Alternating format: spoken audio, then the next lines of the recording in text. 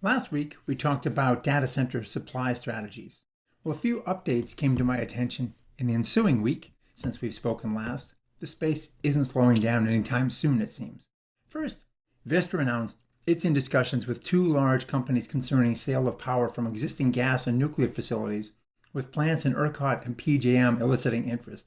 One option may be co-location deals at multiple sites that might involve construction of new assets as well.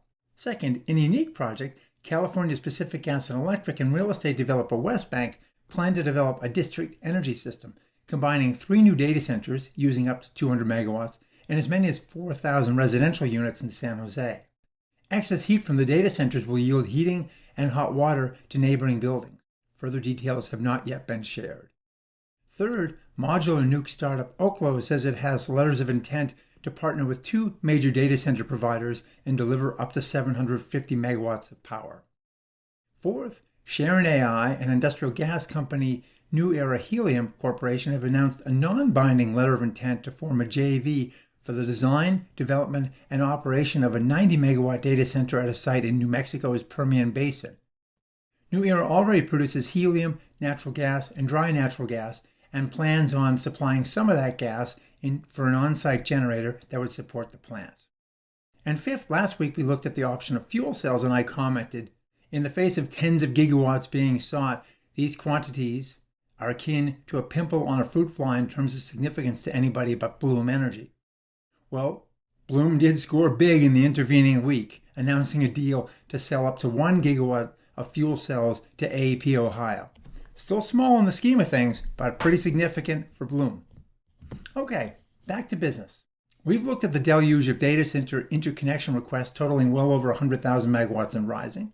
We've looked at why this is happening, the AI arms race, and we've touched on possible supply strategies. Now let's discuss the potential implications for electricity users. In this session, we'll talk wholesale markets, and next week we'll cover distribution utility. But first, one other quick update from last week.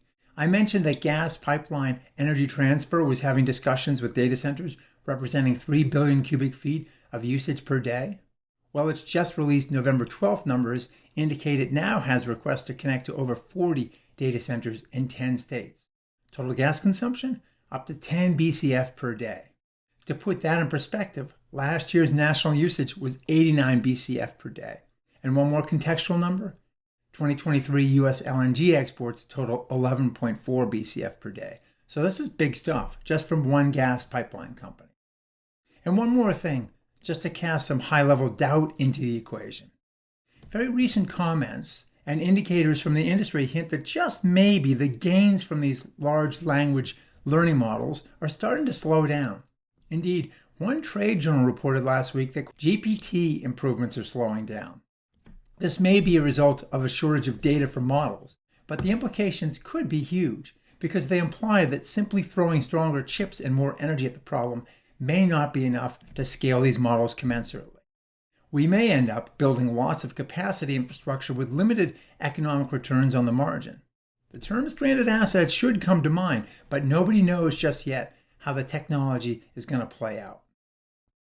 But let's ignore that for now and assume that tequila bottles will keep coming and the AI language learning model training party is going to go on full blast. If that's the case, what would be the likely impact to our bulk power grids and wholesale market? The answer to that is nuanced, in that some markets will be much more effective than others. The northeastern power markets, ISO New England, New York ISO, they likely won't see that much of an effect. Land is limited there, and the environmental regs are fairly tight, making it harder to site either data centers or new power plants to supply them. The Mid-Atlantic states and PJM are another story. In January, PJM had tripled its forecasted growth numbers from last year. That was well prior to a lot of new utility announcements, so the next update in 2 months will likely get a lot higher. We all know of the pressure in Dominion service territory, the global data epicenter, but that load seems to be metastasizing to other regions. New Jersey's PSEG, for example, just filed an updated forecast to PJM in late October, projecting data center load to grow from today's 343 megawatts to 1,196 by 2030. And Exelon in late October requested of PJM a large load forecast adjustment of 2,600 megawatts through 2029. The Mid-Continental ISO, MISO, is not seeing quite the same pressure, but its CEO noted this month that 2,500 megawatts of new data center load showed up. And over 4,600 megawatts of data center load is noted in MISO's July 30th existing large load and new load additions update. So there's some pressure there too, but not compared to Texas, which sits in a league of its own, with a potential near doubling of existing demand.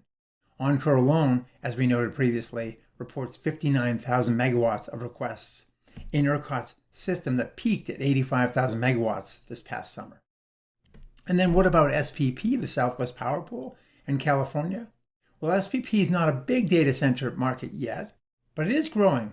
Politicians in North Dakota, for example, noted that they may see massive growth from two undisclosed data center companies, with growth starting at 500 megawatts, going to 1,000 megawatts, and perhaps growing 10x from there, involving up to $250 billion of capital.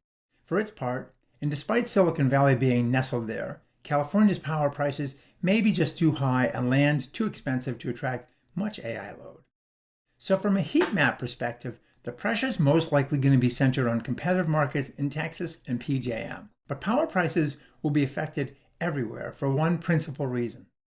All this new load and the supply to meet it will be facing a shortfall of equipment such as transformers and switchgear, and the raw materials that go into them: copper, specialized grain-oriented electric steel for the transformers, those sorts of things. Add to that likely future tariffs on imports from China, from which we source billions of dollars of transformers, and demand has a great potential to outstrip supply. There's already a 3-year wait or longer for some types of transformers.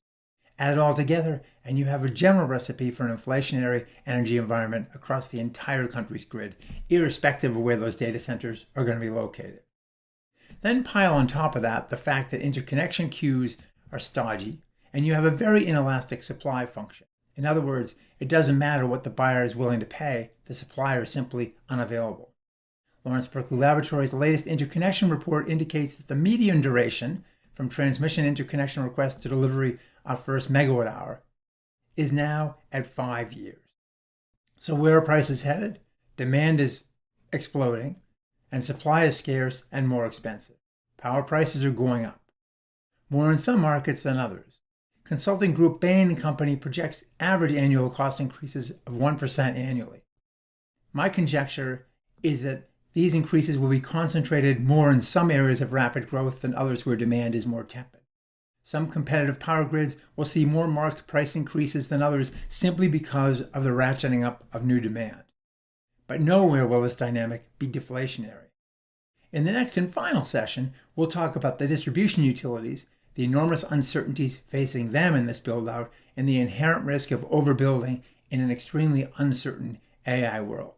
Well, thanks for watching, and we'll see you again next week.